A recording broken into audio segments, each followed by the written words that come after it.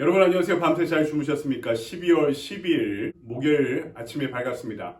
오늘도 우리에게 허락하신 하루의 한 말씀 함께 묵상하면서 주님과 동행하는 축복의 하루를 함께 시작할까요? 오늘 우리에게 주신 말씀은 민수기 35장입니다. 9절부터 15절까지의 말씀을 제가 봉독해 올리겠습니다. 여호와께서 또 모세에게 말씀하여 이르시되 이스라엘 자손에게 말하여 그들에게 이르라 너희가 요단강을 건너 가나안 땅에 들어가거든 너희를 위하여 성읍을 도피성으로 정하여 부지 중에 살인한 자가 그리로 피하게 하라. 이는 너희가 복수할 자에게서 도피하는 성을 삼아 살인자가 회중 앞에 서서 판결을 받기까지 죽지 않게 하기 위함이니라. 너희가 줄 성읍 중에 6을 도피성이 되게 하되 세 성읍은 요단 이쪽에 두고 세 성읍은 가나안 땅에 두어 도피성이 되게 하라. 이 6성읍은 이스라엘 자손과 타국인가 이스라엘 중에 거류하는 자의 도피성이 되리니 부지 중에 살인한 모든 자가 그리로 도피할 수 있으리라. 아멘. 주님의 말씀입니다. 주님께 감사드립니다. 이 아침에 우리에게 주신 말씀 가지고 실수로 사람을 죽였을 때라는 제목으로 말씀을 증거하도록 하겠습니다. 러시아의 대문호 도스토옙스키가 죄와 벌이라는 대작을 썼습니다. 이 작품에서 죄에 대한 아주 심오한 성찰을 보여주고 있습니다. 이 소설의 주인공 라스콜리니코프는 사람들의 유형을 두 종류로 구분합니다. 평범한 사람과 비범한 사람이 있다라고 이야기하는데 평범한 사람들은 비범한 사람들에게 순종해야 한다는 생각을 갖고 있었습니다. 자신처럼 비범한 사람들은 평범한 이들을 밟고 일어나 새로운 사회를 이끌어갈 권리가 있다고 생각한 것이죠. 이런 인간관과 세계관을 갖고 있던 주인공은 악독한 전당포의 여주인 노파를 도끼로 살해합니다. 때마침 그곳을 찾아온 노파의 여동생까지 죽이고 말이죠. 원래의 계획과 달리 전당포에서 돈을 챙기지도 못하고 허둥지둥 도망가게 됩니다. 뜻밖에도 그날부터 심한 악몽과 열병에 시달리며 몸져 눕게 된 것이죠. 극심한 불안감과 정신적인 고통에 놓이게 된 것입니다. 그러던 중에 창녀이지만 독실한 신앙인이기도 했던 소냐를 만나 자신이 지닌 이 고통의 원천을 발견하게 됩니다. 그리고 자수하게 되죠. 죄를 지어 벌을 받는 것이 아닙니다. 이미 죄 속에 벌이 들어와 있던 것이죠.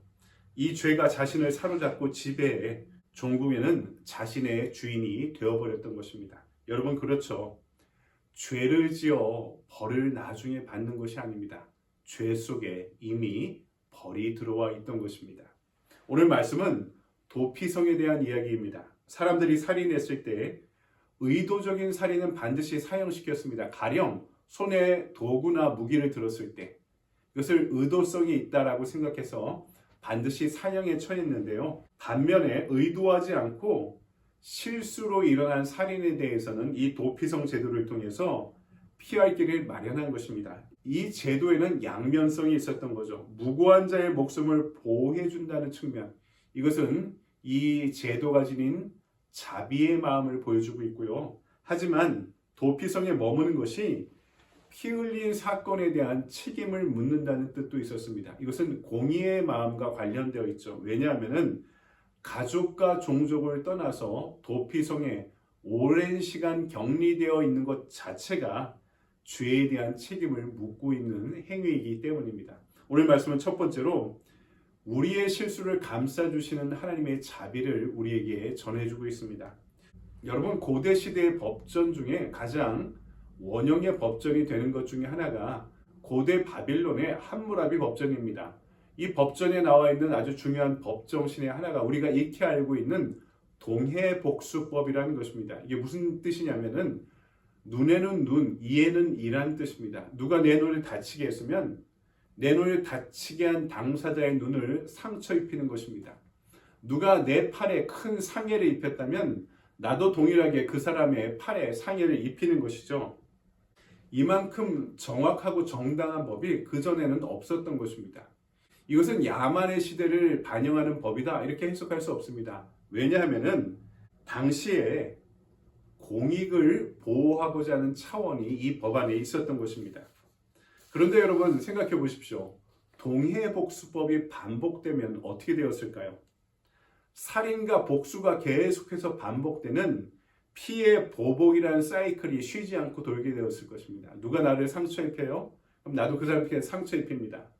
그럼 그 사람의 가족이 나한테 상처 입히고 내 가족이 또 그 사람에게 보복하게 되겠죠. 이 동해복수법이라는 것이 어떻게 보면 그 의도는 공적인 보호를 위한 장치를 마련한 것일 수도 있는데 사람들의 마음이 그렇지 않았다는 것입니다. 하지만 오늘 하나님이 정하신 도피성 제도는 이 보복의 사이클을 중단시키고자 하는, 그러므로 공동체 전체가 혼란에 빠지지 않게 하는 의도가 있는 법이었습니다. 그래서 부제 중에 살인한 사람이 정식으로 판결받기 전까지는 복수하는 자의 손을 피해서 보호를 받게 만드신 것입니다. 여기에 하나님의 자비의 마음이 담겨져 있던 것이죠. 하지만 그 사람을 사형시키지 않는다고 해서 그 사람의 죄를 완전히 용서하는 것은 아니었습니다. 여러분, 아까 죄 안에 벌이 있다라고 말씀드렸죠. 그 말이 무슨 뜻입니까? 그 사람은요, 도피성에 피해서 자신의 생명을 보존받아 살아 있으면서도 계속 그 고통과 자책감과 싸우며 격리되어 살아가야만 했기 때문입니다. 하나님이 자비하시다고 해서 우리의 회개의 책임도 없어지는 것은 아닙니다. 하나님께서는 이미 우리의 죄를 용서하셨습니다. 이것이 죄의 사함이죠. 그런데도 우리 인간에게 딜레마가 있습니다. 우리는 하나님으로부터 구원받은 존재가 되었음에도 불구하고 여전히 죄를 저지르는 죄의 영향력 가운데 살아있는 것이죠. 하나님에 의해 의인이라 칭해졌지만 아직까지 죄의 본성이 남아있는 우리의 딜레마가 우리 안에 존재하고 있는 것입니다. 그래서요, 중요한 것은 이 죄를 처리하는 방법을 알고 있어야 되는 것입니다. 그것은 날마다 반복되는, 나의 죄를 돌이켜 회개하는 죄 씻음의 역사를 반복해 가는 것입니다. 죄 사함이 예수 믿을 때 이례적으로 주어지는 것, 나의 죄로 인해 죽지 않고 영원히 살아나는 이 죄 사함은 이례적으로 완성되는 것이지만 주님과의 풍요로운 관계를 이어가기 위해서 죄의 고리를 날마다 끊으며 하나님께 용서를 구하는 회개의 운동이 나에게 매일매일 반복되어야 하는 것입니다. 하지만 여러분, 날마다 반복되어야 되는 이 회개 중에 가장 깊은 회개, 우리 인생의 마지막 회개는 무엇일까요? 더 이상 회개할 수조차도 없는 죄인이 바로 나 자신이라는 사실을 발견하고 그분 앞에 무릎 꿇는 것입니다. 두 번째, 오늘 말씀은 죄를 용서하기 위해 대속의 죽음을 허락하셨음을 우리에게 또한 알려주고 있죠. 우리가 읽지 않았지만 33절을 보면 너희는 너희가 거주하는 땅을 더럽히지 말라. 피는 땅을 더럽히나니 피 흘림을 받은 땅은 그 피를 흘리게 한 자의 피가 아니면 속함을 받을 수 없느니라. 사람을 죽이는 것은 이 땅에 생명을 창조하신 하나님의 창조의 의지에 대한 심각한 도전입니다. 그래서 그 피를 흘리는 것은 이 땅을 성결하게 창조하신 하나님의 창조 행위를 더럽히는 것이다 말씀하시는 거죠. 그래서 그 피를 흘린 것에 대한 문칙은 반드시 받아야 되는데 그것은 피를 흘린 사람이 피를 흘림으로 인해 속죄받을 수 있다는 것입니다.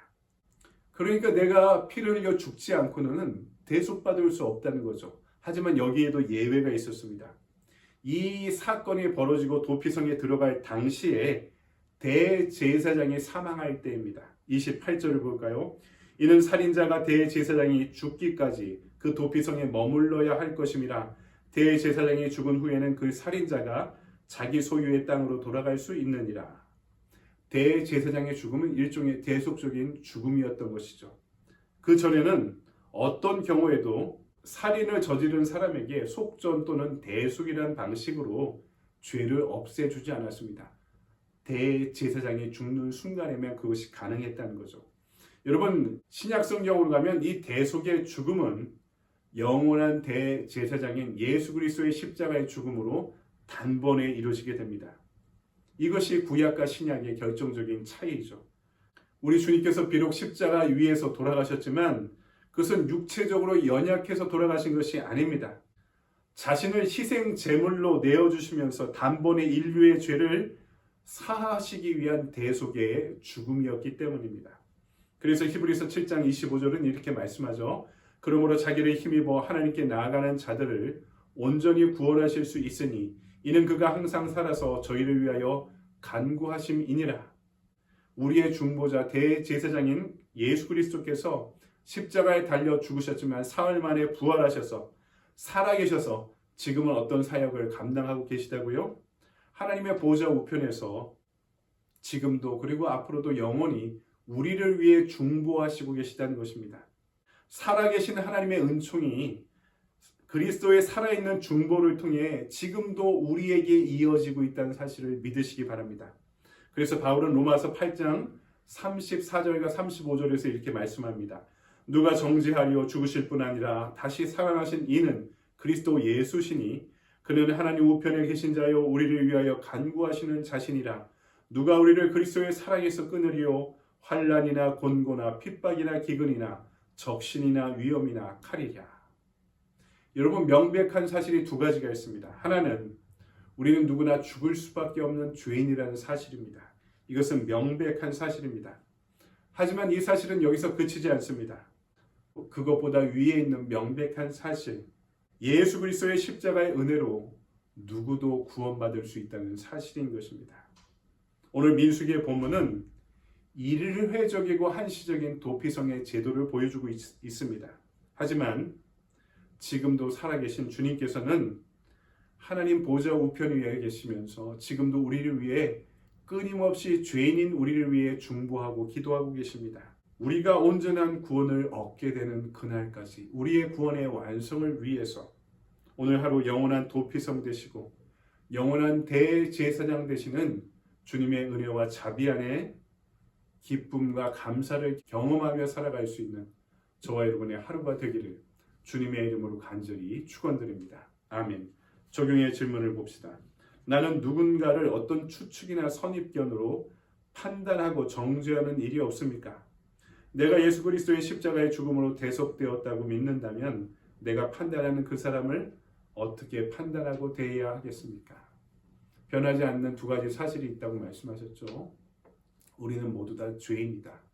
죄인인 내가 어떤 한 사람을 어떤 선입견과 추측으로 정죄할 수 있는 그 가능성과 자격이 나에게는 없습니다. 이런 나도 받아들여졌다면 이 세상에 어떤 누구도 예수 그리스도께 받아들이지 못할 존재는 없다는 사실을 믿습니다. 오늘 하루 이 말씀 묵상하고 이 말씀의 은혜 안에 살아가는 저와 여러분의 복된 하루가 되길 바랍니다. 여러분, 오늘도 좋은 하루 보내십시오. 감사합니다.